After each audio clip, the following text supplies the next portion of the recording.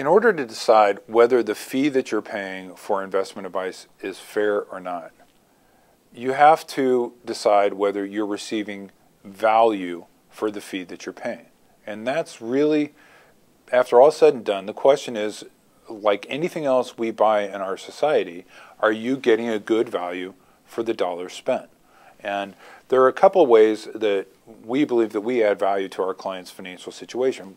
Clearly, one of them is investment performance. If we can do better for you as a client, net of all fees, than you could do on your own, then we've added value.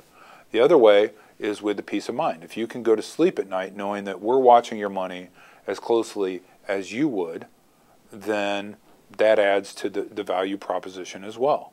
I believe that investment advisors who work on a fee basis, that's the fairest way to do it because you're paying for advice, not for products. But regardless, whenever you pay somebody a fee for investment advice, you have to feel like you're getting value for the dollar.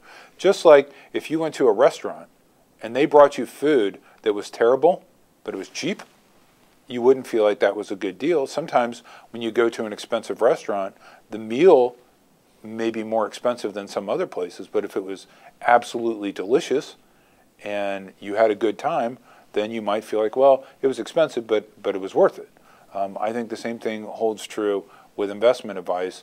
If after all said and done, you say, you know, I got a good value, then the fee was fair.